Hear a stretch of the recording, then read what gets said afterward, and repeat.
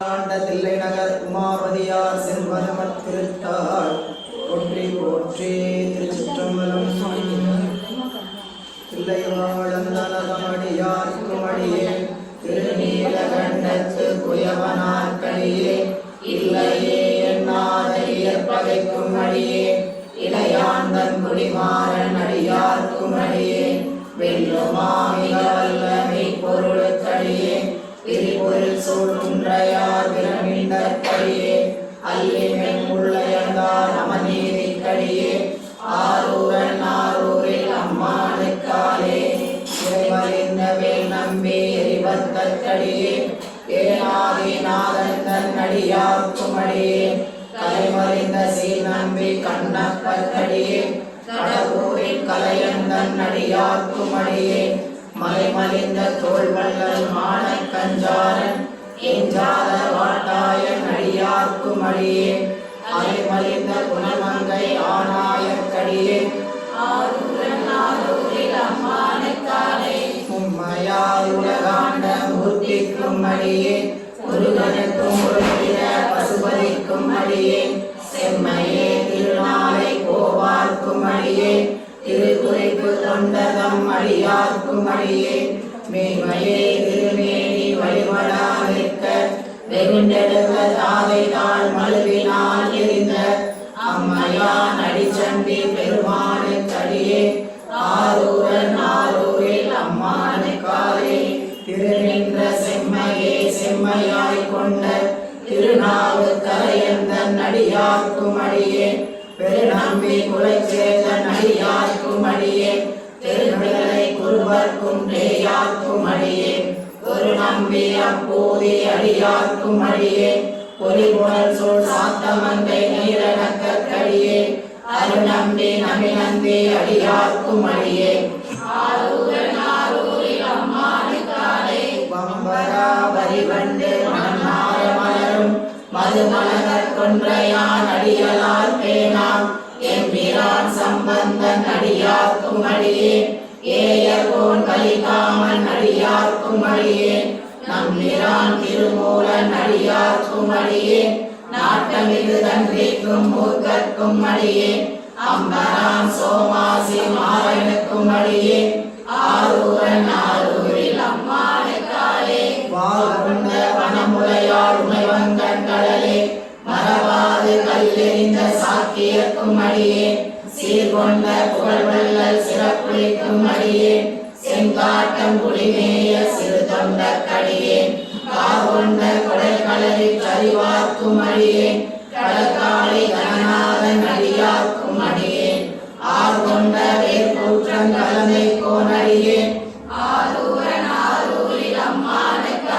பொய்யடிமை இல்லாத புலவர்க்கும் அடியே பொலிகருவு துஞ்சிய புகழ்ச்சோழக்கடியே மெய்யடியா நரசிங்க முனையரையற்கடியே விரிதிரை சொல்கடனாவை அதிபத்தற்கடியே கைதழிந்த வரிசிலையான் கலிகம்பன் கலியன் கலசக்தி வரிஞ்சயகோன் அடியார்க்கும் அடியே ஐயடிகள் காடலகோன் அடியார்க்கும் அடியே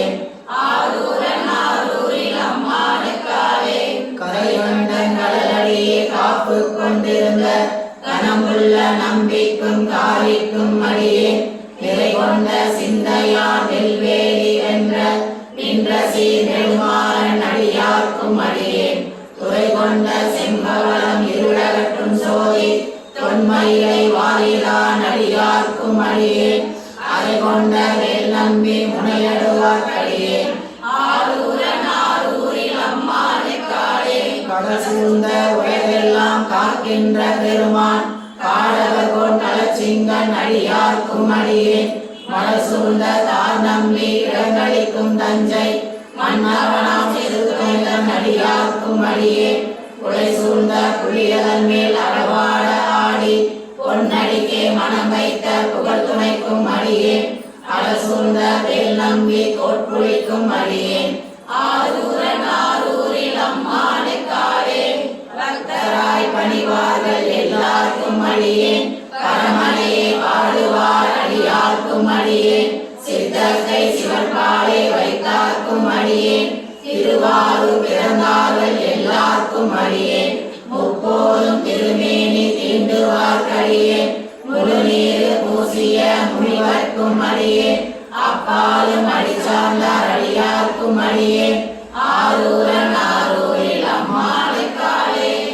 மன்னிய சீர்மறைநாவல் நின்ற ஊர் பூசல் வரிவலையால் மாணிக்கும் நேசனுக்கும் அடியே தென்னவனாய் உலகாண்ட செங்கனார்க்கடியே திருநீல கண்டத்து பாணனார்க்கடியே என்னவனாம் அறநடியே அடைந்திட்ட சடையன் இசைஞானி காதலன் திருநாவலூர்கோன் அன்னவனாம் ஆரூரன் அடிமை கேட்டுவப்பார் ஆரூரில் அம்மானை கண்பராவாரே.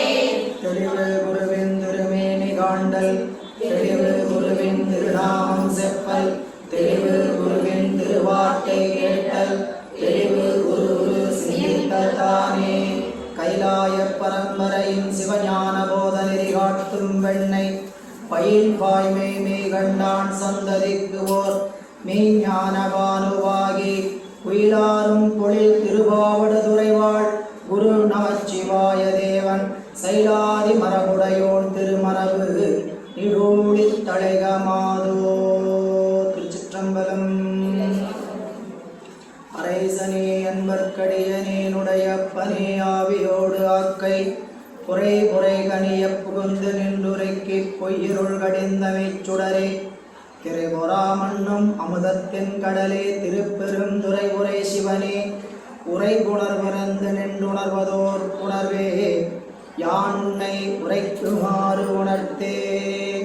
மூலன் உரை செய்த 3000 தமிழ் மூலன் உரை செய்த 300 மந்திரம் மூலன் உரை செய்த 30 உபதேசம் மூலன் உரை செய்த 3ம் ஒன்றாமே. திருச்சிற்றம்பலம்.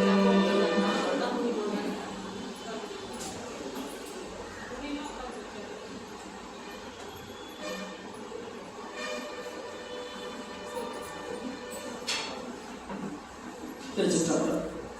எல்லாம் வல்ல இறைவனுடைய அருட்பெருங்கருணையினாலும் குருவருளும் முன்னின்றருள் செய்ய சக்கரவர்த்தி தவராச யோகி எனும் மிக்க மூலன திருமுழுமையா அருள் மேவுநாள் என்னாலோ என்று குறிப்பிட்டிருக்கக்கூடிய எம்பிரான் திருமூல தேவநாயனார் அருளி செய்த 10ஆம் திருமுறையாகிய திருமந்திரத்தை நாம் எல்லாம் சிந்திப்பதற்கு முற்படுகின்றோம். அன்பர்களே, இந்த திருமூல தேவநாயனார் அருளி இருக்கக்கூடிய இந்த திருமந்திர நூலை சிந்திக்கின்ற வாய்ப்பை நமக்கு பெருங்கருணையோடு குருவருளும் திருவருளும் வழங்கி இருக்கின்றது. அந்த வகையில் குருவருளையும் திருவருளையும் மனம் மொழி மெய்களால் வணங்கி அடியேனை செந்நெறியில் ஆற்றுப்படுத்திய ஆசிரியர் பெருமக்களின் திருவடிகளையும் அருட்குருநாதர் ஐயாவின் திருவடிகளையும் வணங்கி இஞ்ஞான சிந்தனையை நாமும் சிந்திக்க வேண்டும் என்ற மிகுந்த விருப்பத்தோடு இங்கு எழுந்தருளி இருக்கக்கூடிய அத்தனை அன்பர்களின் திருவடி தாமரைகளுக்கும் பணிவான வணக்கங்களை உரித்தாக்கி கொண்டு நாம் சில முன்னுரைகளை சிந்தித்து கொண்டு திருமூல தேவநாயனார் அவருடைய திருமந்திரமாகிய நூலுக்குள் பயணிக்கலாம் என்று அடியேன் கருதுகின்றேன். இந்த நூல் எப்படிப்பட்ட நூல்? இந்த நூலை படிப்பதற்கான அறிவும் தகுதியும் நம்மிடத்தில் இருக்குதா? திருமந்திரங்கிறது மிக உயர்ந்ததாக சொல்லப்படக்கூடிய நூலாயிற்று. இந்த நூலை நாம் எல்லாம் பாடம் கேட்கலாம், பாடம் சொல்லலாம் என்ற ஆசிரியரும் துணிந்திருக்கிறாரே என்றெல்லாம் தோணலாம். ஆனால் இது ஏதாவது ஒரு வகையில் திருவருள் சம்மதம். எனவே திருவருள் சம்மதத்தோடு இந்த திருமந்திரமாகிய நூலை நாம் எல்லோரும் ஒரு முறை வாசிப்பதற்கான வாய்ப்பை பெறலாம் என்று கருதுவோம். நீங்கள் எல்லோரும் 3000 பாடல்களையும் ஒரு முறை படித்திருப்பீர்களான்னு தெரியாது. சில பேர் திருமுறை பாராயணத்தில் இருக்கிறவங்க ஆண்டுக்கு ஒரு முறை இந்த 3000 பாடல்களையும் கூட படிக்கிற வாய்ப்பை பெற்றிருக்கிறார்கள். ஆனால் இங்கே இருக்கக்கூடிய பலரும் திருமந்திரம் என்ற ஒரு நூலில் 3000 பாடல் உள்ளது. அந்த 3000 பாடலையும் நாம் ஆண்டுக்கு ஒரு முறை இல்லை நம்ம வாழ்நாளில் ஒரு முறையாதும் அதை படித்திருப்போமா என்பதை சிந்தித்து பார்த்து கொண்டு முதலில் நம்மளுடைய ஆசையை எந்த அளவுக்கு வட்டமிட்டு கொள்ளலாம் என்றால், திருமந்திரத்தை நாங்கள் எல்லாரும் சேர்ந்து 3000 பாடலையும் படிக்க போகிறோம். நீங்கள் என்ன சொல்லக்கூடாதுன்னு கேட்டிங்கன்னா, நாங்கள் வகுப்பு கேட்குறோம், திருமந்திரத்தை பாடமாக படிக்க போகிறோம் அப்படின்னு சொல்லாமல் நாம் என்னென்னு நினைக்கலான்னு கேட்டிங்கன்னா, திருமந்திரத்தை நாங்கள் எல்லாம் படிக்க வந்திருக்கிறோம், நாம் பாடலை 3000 பாட்டையும் படிக்க வந்திருக்கிறோங்கிற தகுதியை வைத்து கொள்ள வேண்டும். உண்மையிலேயே இந்த நூல் மிகுந்த ஆழமான நூல் என்பதை சொல்லுகிறோம். எந்த அளவுக்கு சைவ சித்தாந்தம் நுட்பமானதோ அதைவிட மிகுந்த ஆழ்ந்த நுட்பத்தை உடையது திருமந்திரம். திரு ஊத்தங்கரையில் இருக்கக்கூடிய அன்பர்கள் பலரும் பலகாலம் சித்தாந்தம் பயின்றிருக்கக்கூடிய காரணத்தினால் சிவம் குருநாதன் முடிவு செய்திருக்கிறார், உங்களுக்கெல்லாம் திருமந்திரம் கற்க வேண்டும் என்று. மற்ற நூலைகள்லாம் எடுக்காம ஏன் திருமந்திரத்துக்குள்ள போறோம் அப்படிங்கிறது என்ன விடயம்னே தெரியல, காரணம் என்னன்னே தெரியல. ஆனாலும் இறைவன் என்ன பண்ணியிருக்கிறாருங்க, மணிவாசக பெருமான் சொல்ற மாதிரி குழந்தையினுடைய கையில தங்க கிண்ணத்தை கொடுத்த மாதிரி நம்ம கையில கொடுத்துருக்கிறார். ஒரு சிறிய குழந்தையினுடைய கையில தங்க கிண்ணத்தை கொடுத்தா அது என்ன செய்யுங்க, அதனுடைய மதிப்பு தெரிந்து விளையாடுமான்னு கேட்டா, இது தங்க கிண்ணம், இது தங்க பொருள், நாம தான் ரொம்ப பத்திரமா பார்ப்போம். ஒரு மோதிரமாக இருந்தாலும் ஒரு குண்டுமணியாக இருந்தால் தங்கம் கீழே இருந்தால் ரொம்ப ஆர்வம் என்ன பண்ணுவான், அதை ரொம்ப பத்திரமே பாதுகாப்போம். அதுவே அந்த குழந்தை கையில் கொடுத்து நீங்கள் அந்த தங்கத்தை கொடுத்தீங்கன்னா அது என்ன பண்ணும், அதுக்கு அதோட மதிப்பு தெரியாது சரிங்களா. அதனால மணிவாசகர் சொன்னார், மழை கையிலங்கு பொற்கிண்ணம் என்றால் அரிய என்று உனை கருதுகின்றேன். குழந்தையினுடைய கையில் கிடைச்ச மாதிரி என்னுடைய கையில் கிடைக்கப்பட்டிருக்கக்கூடிய திருவருள். எனவே நமக்கெல்லாம் இந்த திருமூலர் அருள் இருக்கக்கூடிய திருமந்திரமாகிய ஞான நூல் நிச்சயமாக ஒவ்வொருவருடைய வாழ்விலும் பெரும் ஆற்றத்தை ஏற்படுத்தும் என்பதில் எந்தவித ஐயமும் இல்லை. இதை கையில் தொட்டு இதன் வழியாக பயணிக்கக்கூடிய நம்ம அறிவில் இறைவன் மிகுந்த மாற்றத்தை கொடுப்பார். நம்ம உடலிலும் சரி, நம்மளுடைய வாழ்நாளிலும் சரி, அறிவிலும் சரி இறைவன் மிகப்பெரிய மாற்றத்தை கொடுப்பார். ஏனெனில் திருமூல தேவநாயனார் அருளிய நூல் மட்டுமல்ல, நம்மளுடைய ஞானாசிரிய பெருமக்கள் அருளாளர்கள் அருளி இருக்கக்கூடிய திருமுறைகளையும் சாத்திரங்களையும் தோத்திரங்களையும் நாம் ஓதி வருவோமானால் நம்மளுடைய வாழ்வு செம்மைப்படும் என்பது பெரியோருடைய வாக்குங்க. திருமூல தேவநாயனார் படித்தா மட்டும்தான் அப்படி ஆகும் இல்லை, 12 திருமுறைகளில் எதை படித்தாலும் அப்படிதான். அதுதான் அவை பிராட்டியார் சொன்னார், திருமூலர் சொல் வேறல்ல, திருக்குறள் வேறல்ல, தேவர் குறளும் திரு நான்மறை முடிவும் மூவர் தமிழும் முனி மொழியும் கோவை திருவாசகமும் திருமூலர் சொல்லும் ஒரு வாசகம் என்று உணர். திருமூலர் சொல்லி இருக்கக்கூடிய செய்தியும் நுட்பமாக சொல்லியிருக்கிறார். அதே செய்தியை எளிமையாக பக்தி இலக்கியமாக சொன்னவர் மாணிக்க வாசக பெருமான். அதையே ஒரு கதை வடிவில் புராணமாக சொன்னது பெரிய புராணம். இப்படி நீங்கள் நம்மளுடைய சைவ சமய நூல்கள் எடுத்துக்கொண்டு பார்த்தீர்களானால் எல்லா செய்திகளும் ஒரே ஒருவருக்காகத்தான் சொல்லப்படுது, நமக்காகத்தான் சொல்லப்படும். நூல்கள் எதற்காக வகுக்கப்பட்டன, ஆசிரியர் எதற்காக தோன்றினார்கள், அருளாளர்கள் எதற்கு வந்தார்கள், குருநாதர் எதற்கு தோன்றி வந்திருக்கிறார் என்று சொன்னால் ஒரே ஒரு காரணத்திற்காகத்தானே இறைவன் அனுப்பியிருக்கிறார். நாம் எல்லாம் உய்வு பெற வேண்டும், அறியாமை நீங்கி. அஞ்ஞானம் நமக்கு துன்பம் எதனால் வருது அப்படின்னு சிந்திச்சு பார்த்தீங்கன்னா, நம்மளுடைய அஞ்ஞானத்தினால்தான் துன்பம் வரும், அறியாமையின் காரணமாக தான் துன்பம் வரும். நம்ம ஒரு செயலை அறிவு குறைவுபாடாக செய்வோமானால் அந்த அறிவு குறைவுபாட்டினால் நமக்கு என்ன ஏற்படுங்க, துன்பம் வரும். இது ரொம்ப எளிமையாக அடிக்கடி சொல்லக்கூடிய உதாரணம் தான். ஒரு பள்ளி மாணவன் பள்ளியில் படிக்கிறான், அவன் நிறைந்த மதிப்பெண் பெற்று நல்ல வெற்றி பெற்றானா அவனுக்கு என்ன ஏற்படும், மகிழ்ச்சி, ஆனந்தம், இன்பம்.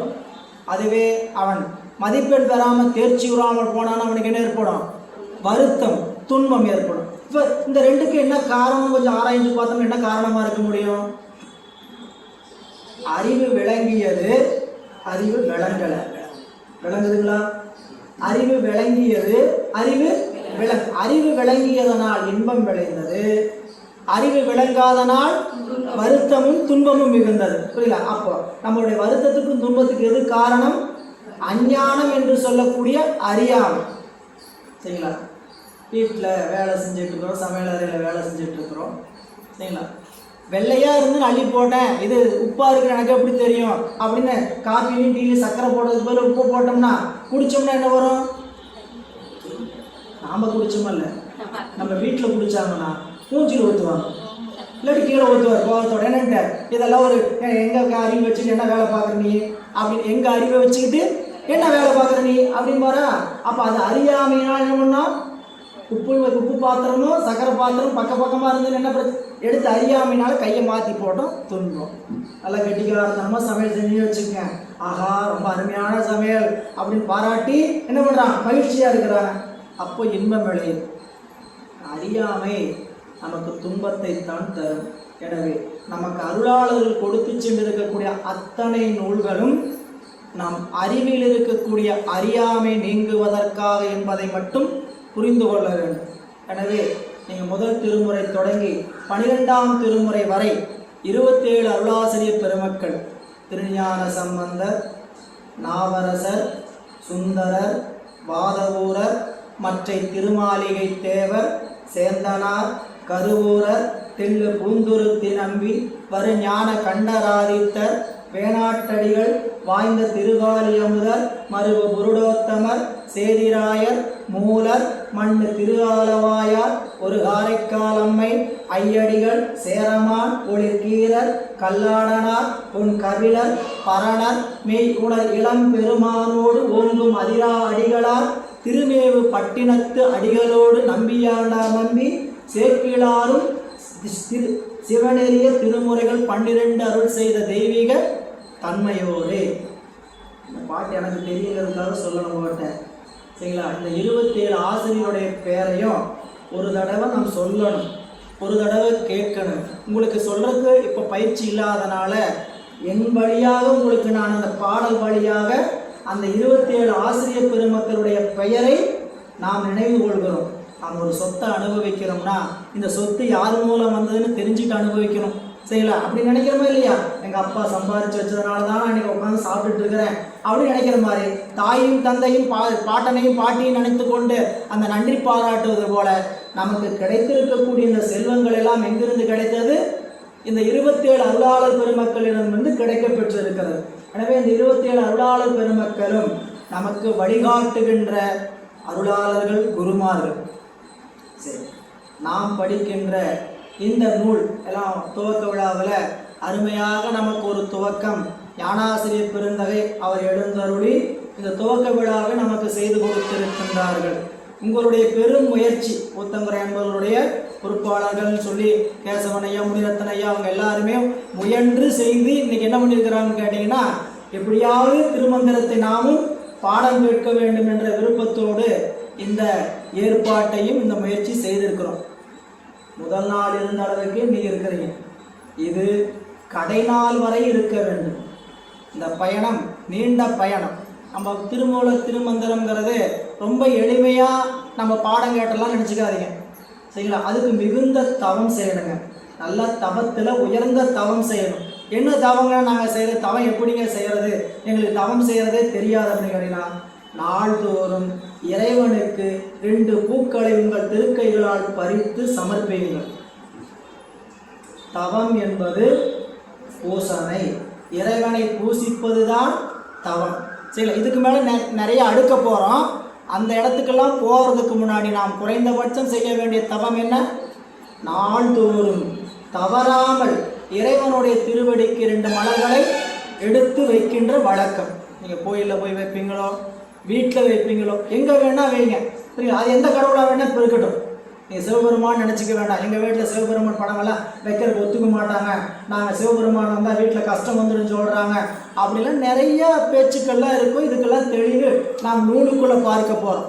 எனவே அதையெல்லாம் ஓரமாக வச்சுட்டு நீங்கள் எங்கே இருந்தீங்கனாலும் எந்த சாமி உங்கள் வீட்டில் இருக்கோ அந்த சாமிக்கு முன்னாடி போக வச்சு பெருமானே சிவபெருமானே நினச்சிங்க. யாதொரு தெய்வம் கொண்டு அங்கு மாதொரு வாகனார் தான் வருவார். எந்த கடவுளை போய் நின்று கும்பிட்டீங்கனாலும் அங்கே வந்து அருள் செய்வதற்கு வருவதற்கு யார் வருவார்? சிவபெருமானே வருவார் என்று நம்புங்க, இல்லை? ஏன்னு அப்போ நம்ம ஏற்கனவே சொல்லியிருக்கிறோம், புரியல? அருள் என்றால் எங்கிருந்து வரணும்? தயாரிக்கிற இடத்துலேருந்து தான் வரணுமே தவிர விநியோகம் பண்ணுற இடத்துலேருந்து வரதை நினச்சிக்கூடாது.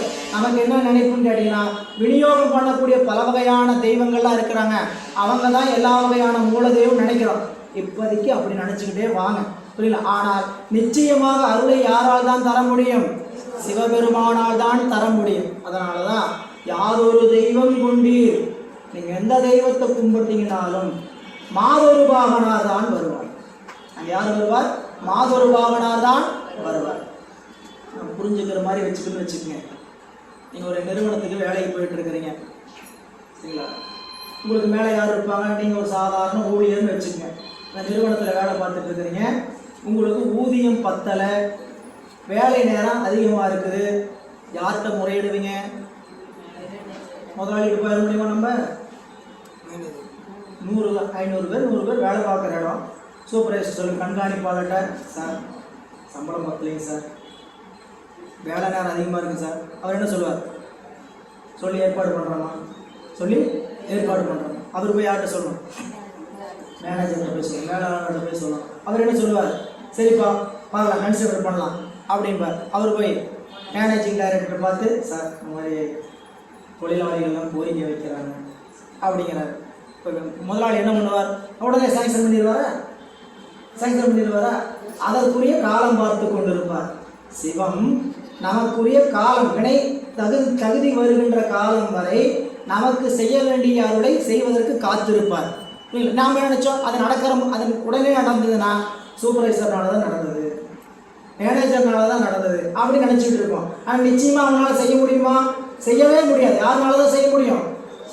தலைவரால் மட்டும்தான் செய்ய முடியும். அந்த நிறுவனத்தினுடைய முதலாளினால் மட்டும்தான் செய்ய முடியும். அப்போ அந்த முதலாளி செய்வதை தான் நம்ம என்ன நினச்சிக்கிறோம் கேட்டிங்கன்னா, இவர்கள் எல்லாம் செய்வதை நம்ம முதலாளி செஞ்சுதான் கருதுறதில்ல, உங்களுக்கு தெரியறதில்ல முதலாளியினுடைய மதிப்பு. நம்ம முதலாளியோட நேரடியாக நல்ல விசுவாசியாக பழக ஆரம்பிச்சுட்டு வச்சுக்கோங்க. முதலாளிகிட்டே என்ன பண்ணிக்கலாம்? நேரடியாக கேட்கலாம், சார் விசுவாசியாக பழகணும். ரொம்ப முக்கியம் என்னது? அவர்கிட்ட விசுவாசியாக பழகணும். அப்போ அந்த விசுவாசத்துக்காகத்தான் நம்ம என்ன பண்ணுறோம்னு கேட்டிங்கன்னா, நாள்தோறும் பெருமானை பூவும் நீரும் கொண்டு பூசிக்கின்ற தவத்தை மேற்கொள்ள வேண்டும் என்பது. இது நம்ம நூலை சிந்திக்கிறதுக்கு முன்னாடி நாம் ஒரு தகுதிப்படுத்திக்கிறதுக்கான நம்மளுடைய முயற்சிகள் சரிங்களா? அப்புறம் மற்ற நூலையெல்லாம் எனக்கு திருவருள் உணர்த்தியது அப்படியே உங்கள்கிட்ட சொல்கிறேன். மற்ற நூலை படிக்கிறதுக்கும் திருமூல தேவராளி இருக்கக்கூடிய திருமந்திரத்தை படிக்கிறதுக்கும் நாம் கொஞ்சம் தவத்தை கொஞ்சம் அதிகப்படுத்தணுமே. என்ன தவத்தை நாம் செய்யலாம், என்ன பாட்டை சொல்லலாம் கூட தெரியல. இப்போ நீங்கள் பெரிய புராணம் பாடுறோம், திருவாசகம் படிக்கிறோம்னா முன்னாடி ஒரு பாட்டு என்ன பாட்டு பாடலான்னு கேட்டிங்கன்னா, நமக்கு திருத்தொண்டர் தொகை சொல்லி நம்ம ஞானாசிரியா சொல்லும் பொழுது என்ன சொல்லியிருக்கிறான்னு கேட்டிங்கன்னா, திருத்தொண்டர் புராணத்தை சொல்கின்ற அளவுக்கு நம்ம இடத்துல என்ன இல்லை, தகுதி கிடையாது. நம்ம தமிழ்லேயோ அல்லது அனுபவத்திலோ நம்ம இடத்துல தகுதி இல்லை. நமக்கு தகுதி வருவதற்கு நாம் என்ன செய்யணும்னு கேட்டிங்கன்னா, அந்த படிக்கிறவங்களும் பாடம் சொல்கிற ஆசிரியர் என்ன சொல்லணும், திருத்தொண்டர் தொகையை சொல்லிட்டு ஆரம்பிக்கணும்னு வரைமுறைகளுக்கு சொல்லி கொடுத்தார். திருவாசகம் படிக்கணும்னு வச்சுங்க, திருவாசகம் பாடம் சொல்கிறோம். மாணிக்க வாசக பெருமானை நினைந்து எழுதர் மறைகள் தேரா இறைவனையில் கங்குள் கொடுதர் காலத்தை என்றும் பூசனை விடாது செய்து தொழுதகை தலைமீது ஏற கொழும்பு தண்ணீரில் மூழ்கி அழுது அடியடைந்த அன்பன் அடியவர்க்கு அடிமை செய்வான் சொல்லியாச்சு.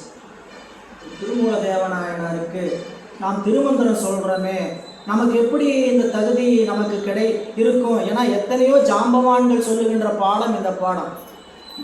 பார்த்து வியந்திருக்கக்கூடிய பலரும் சொல்லிய பாடம் இந்த பாடம் இல்லைங்களா? நம்ம சென்னை செந்தமிழரசு சிவகுமார் ஐயா அவர்கள் பலகாலம் திருமந்திர சொற்பொழிவை அங்கே சென்னையில் ஐசியூவில் பண்ணிட்டு இருந்தாங்க இல்லைங்களா? அதுக்கு பிறகு ரமேஷ் ஐயா, நம்மளுடைய அடுத்து நிறைய அன்பர்கள், நம்மளுடைய பெரிய பெரிய ஆட்கள் எல்லாம் திருமந்திரத்தை எடுத்து பேசி அவங்க படிச்சுக்கிறாங்க பலகாலம். இப்போ எங்களுக்கு அந்த துணிவு எப்படி வந்தது? இப்போ நாம் திருமந்திரம் சொல்கிற அளவுக்கு நம்ம தயாராகிட்டோமா அப்படின்னா இல்லை. உண்மையிலேயே இப்போ ஏன் துணிந்தீங்க, ஏன் சொல்ல வந்தீங்க அப்படின்னு கேட்டால், பெரிய புராணத்தில் அதுக்கு சைக்கிளாக ஒரு பதில் வச்சிருக்கிறார், எங்களுக்காகவே ஒரு பதில் வச்சிருக்கிறார். நீங்கள் ஏன் உங்களுக்கு தகுதி இல்லை, சொல்கிறதுக்கு முடியாதுன்னு தெரிஞ்சுக்கிட்டு ஏன் சொல்ல வரீங்க அப்படின்னு கேட்ட கேள்விக்கு பெரிய புராணத்தில் சேக்கிழார் பெருமான் ஒரு பதில் வச்சுட்டார். அளவில்லாத அடியாருடைய பெருமையை சொல்ல இயலாது, அளவில்லாத அடியார் பெருமையை சொல்ல இயலாது. ஆனால் அளவை சொல்ல வேண்டும் நினைத்தாலும் சொல்ல முடியாது என்று தெரிந்தாலும் என்னுடைய ஆசையின் காரணமாக சொல்லுகிறேன். இதனால் சொல்கிறேன், ஆசை சரிங்களா? நம்ம ஊரில் ஒரு வழக்கு மொழி, ஆசை வெட்கம் பாரார். உடம்பு கொம்பு தேனுக்கு ஆசைப்பட்ட மாதிரி என்ன பண்ணுவோம், அதை அடைய முடியுமான்னு தெரியாது. நம்ம என்ன பண்ணி நினைப்போம், அதை அடைஞ்சா பரவாயில்ல அப்படின்னு ஒரு ஆசை வரும் இல்லை? அந்த ஆசை தான் நம்ம என்ன பண்ணுதுங்க இப்போ இந்த தள்ளுது. அவர் அதை சொல்லும் போதே அளவில்லாத அடியார் புகழ் கூறுகிறேன், அளவில்லாத புகழ் உரைப்பரிது ஆயினும் அளவில் ஆசை துறப்ப அறைகுவேன். அவருடைய ஆசை எப்படிப்பட்டதுன்னு அந்த இடத்துல சொல்கிறார். ஒரு கடலை போய் நின்று எட்டி பார்த்த ஒரு நாய், கடலை போய் கரையில் நின்று பார்த்தனா என்ன பண்ணிச்சுக்கலாம், இந்த கடலை முழுக்கக்கூடிய தண்ணியை முழுக்கம் என் நாக்கினால் நக்கி வற்றச் செய்து விடுவேன். கடற்கரையில் சென்று நின்று ஒரு நாய் கடற்கரையை பார்த்து நினைச்சுக்கலாம், இந்த கடலில் இருக்கக்கூடிய தண்ணீரை முழுக்க நான் என்ன பண்ணிட போறேன், நாக்கினால் நக்கி வற்றச் செய்விடு என்ற ஆசை எப்படிப்பட்டதோ அப்படி இந்த நூலை சொல்வதற்கு நான் ஏற்படுத்தி கொண்டிருக்கக்கூடிய ஆசை. ஆனாலும் ஏன் சொல்ல வந்தீர்கள் அப்படின்னா, திருவருளுடைய குறிப்பு, திருவருள் நமக்கு காட்டிய நெறியில பெருமான் அதை சொல்ல வேண்டும் என்ற விருப்பம். இது 2-3 குறிப்பு சொல்லணுங்க. திருமந்திரம் எடுக்கணும்னு நினைத்த காலத்துக்கு அப்புறம் திருமந்திரத்தை சொல்லணும்னு நினைக்க முற்பட்டு திருமந்திரத்தை உறுதியான அன்று, திருமந்திரம் சொல்லலாங்கிற உறுதியான அன்று ஒரு திருக்குறிப்பு இறைவன் கொடுக்கிறார். இல்லை, என்ன திருக்குறிப்புனா, திருமந்திரத்தில் ஒரு 30 உபதேசம்னு ஒரு நூல் இருக்குது. இந்த 30 உபதேசத்துடைய பாடலையும் ஒரு புத்தகமாக வெளியிட்டிருக்கிறாரு. அந்த புத்தகத்தை கொண்டு வந்து ஒரு கையில் கொடுக்கிறார். திருமந்திரத்தை ஏன் பேச வேண்டும் நாம் துணிகிறோம். இல்லை, திருவருள் எங்கேயாவது ஒரு சம்மதம் வச்சிருக்கோம். சரிங்களா, நாம் இந்த காரியத்தை செய்யலாங்கிறதுக்கு பெருமாள் என்ன பண்ணியிருப்பாருன்னு கேட்டீங்கன்னா ஒரு மூளை எங்கேயாவது வச்சிருப்பார்.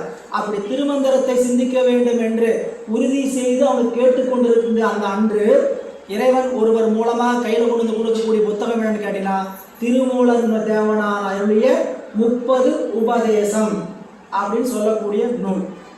ஒருவாறு இது மனதில் திருப்தியாச்சு. ரெண்டாவது, நாள் குறித்தாச்சு. நாள் குறித்து விழாவுக்கு அப்புறம், விழாவு தொடங்கிறதுக்குள்ள, விழாவை தொடங்கி ஆரம்பித்து இதாவதுக்குள்ள இது வச்சிடணும். விழா வந்து 9ஆம் தேதி விழா வருகிறது. அதற்கு பிறகு நம்ம அந்த நாள் பிடிக்கணும். அப்படி நாள் வாங்கியாச்சு.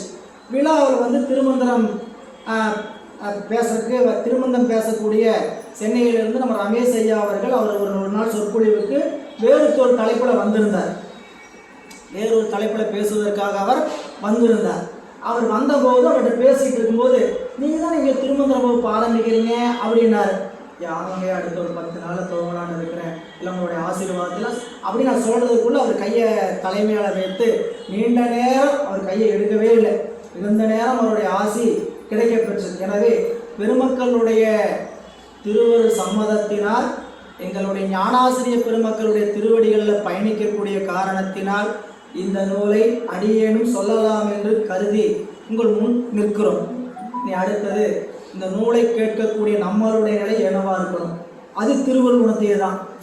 சரிங்களா, நாம் நூல் கேட்க வர்றோமே, பாடம் படிக்கிறதுக்கு நாம் தயாராக இருக்கிறோமே, நம்மளையெல்லாம் என்ன பண்ணிக்கலாம், எப்படி நம்மளை வடிவமைத்துக்கலாம், திருமூல தேவநாயனாருடைய மாதிரியே நாம் ஏதாவது பண்ண முடியுமா அப்படின்னா இயலாது. அதற்கெல்லாம் காலம் பிடிக்க, அதுக்கு எத்தனை பேர் சாமி தேர்ந்தெடுப்பான்னு தெரியாது. அவருடைய யோக நெறியில் நிற்பதற்கு இங்கே எத்தனை பேருக்கு அந்த இறைவன் தேர்ந்தெடுக்க போகிறான்னு தெரியல. ஆனாலும் ஒரு முயற்சி. திருமூல தேவநாயனார் அட்டாங்க யோகம் என்று சொல்லக்கூடிய ஒரு நெறியை ஆழமாக காட்டியவர். அட்டாங்க யோக நெறியை ஆழமாக சொன்னவர். அட்டாங்க யோகத்தின் வாயிலாக அட்டமாசித்தி அடைந்து, அந்த அட்டமாசித்தியின் வாயிலாகத்தான் அவர் தன்னுடைய உயிரை வேறு ஒரு உடம்பில் பாய்ச்சினார் என்பதை நாம் அறியக்கூடிய ஒன்று. அடுத்தது நாம் அந்த வரலாறை பார்க்க போகிறோம். எனவே இந்த நூலை கற்கக்கூடிய நம்மளுடைய தகுதி எப்படி இருந்தால் பரவாயில்லைன்னு திருவருள் உணர்த்திடுங்க. யாராவது தவறாக இருந்தால் பொறுத்து கொள்ளுங்கள். எனக்கு அடியேன் தோணுது அப்படியே சொல்கிறேன். 8 யோகம், 8 நிலை, அட்டாங்க யோகம் 8 நிலை. இயமம், நியமம், ஆசனம், பிராணாயாமம், பிரத்யாகாரம், தாரணை, தியானம், சமாதி. பின்னாடி இருக்கக்கூடிய 4 பகுதியும் பிஜி, முதுநிலை. பின்னாடி இருக்கக்கூடிய 4ம் முதுநிலை. நாம் என்ன நிலையை தாண்டணும், இளங்கலையை தாண்டணும். முதுகலையை தாண்டாமல் முதுகலைக்கு நேரம் என்ன பண்ண முடியாது, போக முடியாது. நம்ம ஓப்பன் யூனிவர்சிட்டியாக படிக்கிறோம், திறந்த பல்கலைக்கழகமாக படிக்கிறோம், இல்லை நாம் என்ன படிக்கிறோம், நேரடி படிப்பு படிக்கிறோம். அதனால் முதுகலைக்கு போவதற்கு முன் இளங்கலையை நாம் கற்க வேண்டும். இளங்கலை 4: இயமம், நியமம், ஆசனம், பிராணாயாமம். நான் புரியாத வார்த்தையை சொல்ல நினச்சிக்க வேண்டாம். சரிங்களா, எவ்வளவு புரியலினாலும் மீண்டும் மீண்டும் மீண்டும் சொல்லப்படும். புரியாத ஒரு பாடலிருந்து நாம் தாண்டி போக போகிறதே இல்லை. சரிங்களா, எவ்வளோ வருஷம் ஆனாலும் சரிங்க, அவசர அவசரமாக திருமந்திரத்தை பிடிச்சி என்ன பண்ண போகிறோம்? யாருக்காவது அவசரமாக திருமந்திரம் முடிச்சுட்டு உடனே அட்டாங்க யோகம்னு பயில்னு ஆசை இருக்கா? நாங்கள் ஒரு வருஷம் திருமந்திரத்தை படிச்சுட்டு அங்கே அட்டாங்க யோகத்தில் நின்னாவும் நினைக்கிறவங்க அதுக்கு இது இடம் இல்லை. இப்பயே சொல்லிடுறேன். ஏன்னு கேட்டிங்கன்னா உங்களுக்கு பாடல் புரிய வேண்டும். ரொம்ப சூட்சுமமான பாடல். இந்த வகுப்பில் புரியலைன்னா அடுத்த வகுப்புலேயே தான் அந்த பாடலை பற்றி புரியக்கூடிய தன்மை நமக்கு இறைவன் கொடுக்க வேண்டும். எனவே அதையெல்லாம் கொஞ்சம் வாங்கிக் கொள்வதற்காகத்தான் நமக்கு திருமூல தேவநாயனார் அந்த 8 யோகத்தை காட்டியிருக்கக்கூடிய நிலையில் முதல் 4 நிலை இயமம், நியமம், ஆசனம், பிராணாயாமம் என்று சொல்லக்கூடிய 4. இயமம் என்றால் விதித்தன செய்தல். இயமம் என்றால் விதித்தன செய்தல். நியமம் என்றால் விளக்கியன ஒளிதல். அம்மா பின்னாடி கேட்குதுங்களா? பின்னாடி கேட்குதுங்களா? ஐயா லம்போதரன் ஐயா கேட்குதுங்களா? லம்போதரன் ஐயா கேட்குதுங்களா? கேட்குது. முருகேசன் ஐயா கேட்குதுங்களா? வால்யூம்காக இல்லை, நீங்களாம் லைவ்ல இருக்கிறீங்கன்னு நான் பார்க்குறேன். பிசிக்கலி ப்ரெசன்ஸ் ஆகிட்டு மென்டலி ஆப்சண்டாக இருக்கக்கூடாதுல்ல. அதனால் அங்கங்கே யாராவது பேர் தெரியுமா அப்படியே கூப்பிட்டுட்டே இருக்கும். சரிங்களா? எனவே இயமம் என்றால் விதித்தன செய்தல், நியமம் என்றால் விளக்கியன ஒளிதல், ஆசனம் என்பது நம் உடலை ஒரு நிலையில் வைத்துக் கொள்ளுதல், பிராணாயாமம் என்பது மூச்சுக்காற்று உள்ளே சென்று வருவதை கவனித்தல். இப்போதைக்கு அவ்வளோ வச்சுங்க. இதுக்கு மேலே இதில் இருக்கக்கூடிய இன்டெப்த்தெல்லாம் நூலுக்குள்ளே பார்க்க போகிறோம். இதுக்கு செய்தி, ஆழமான செய்தி உள்ளுக்குள்ளே இருக்குது. ஆனால் நாம் இப்போதைக்கு தெரிந்து கொள்ளக்கூடிய முதல் இருக்கக்கூடிய 4 நிலை என்னன்னு கேட்டிங்கன்னா, இயமம் என்றால் என்ன சொல்லுங்க? விதித்தன செய்தல். சொல்லுங்க, விதித்தன செய்தல்.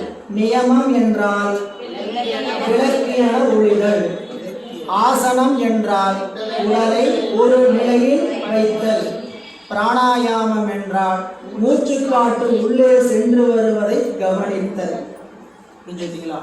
இப்போ நாம் ஒவ்வொரு வகுப்புலையும் ஒரு 2 நிமிடங்கள் இந்த நாளையும் செய்ய போகிறோம். செஞ்சுட்டு தான் வகுப்புகள் போக போகிறோம். சரிங்களா?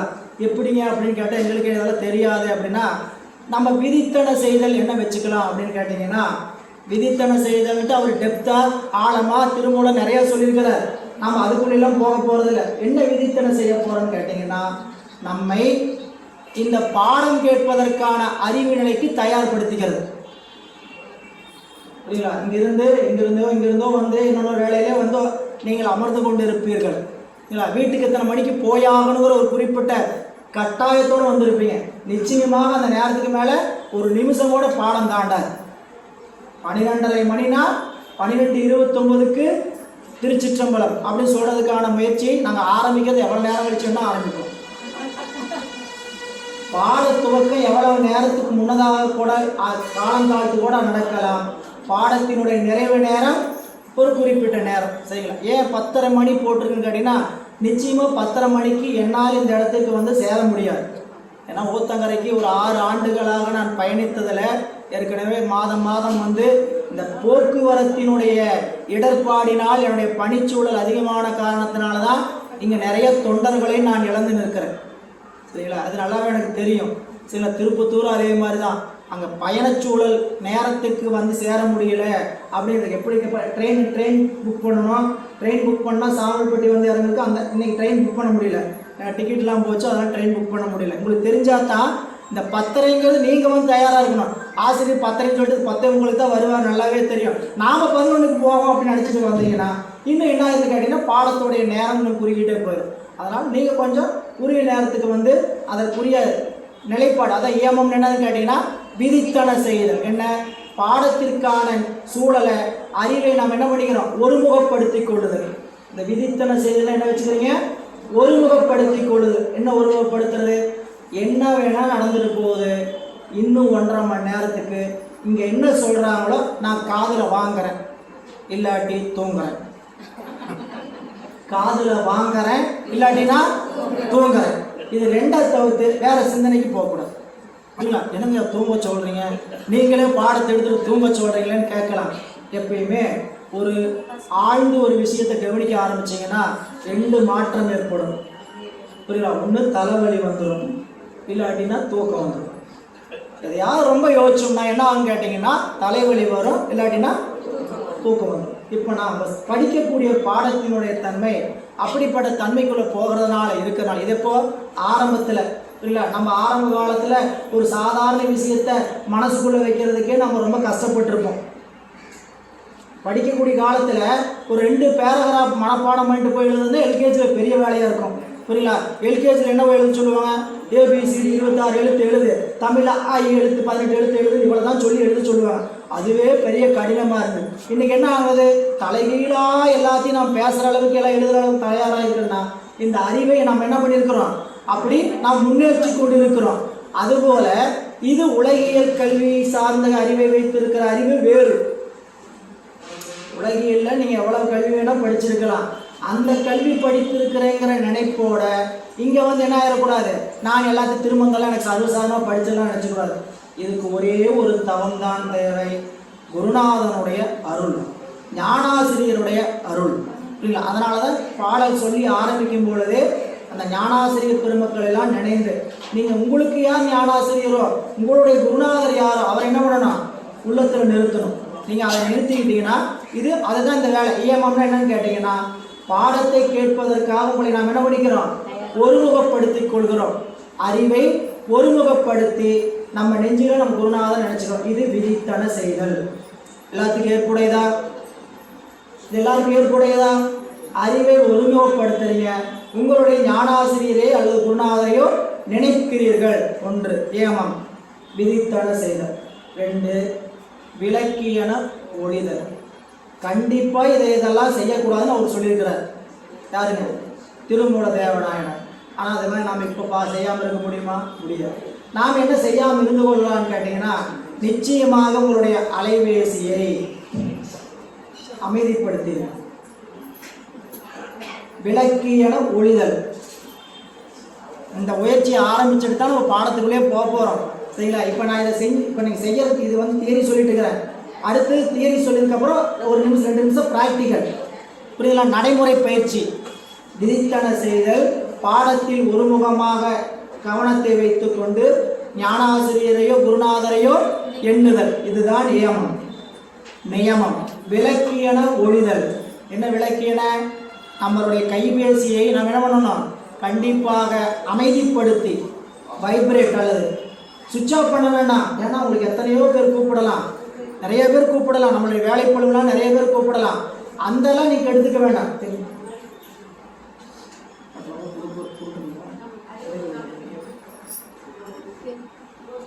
தேநீர் குடிக்கணும்னு இடைவேளை வேணும்னா 1 நிமிஷம் இடைவேளை விட்டுட்டு கூட வந்துடலாம். உட்காந்த வாக்கில் சாப்பிட்டு வந்துடும்.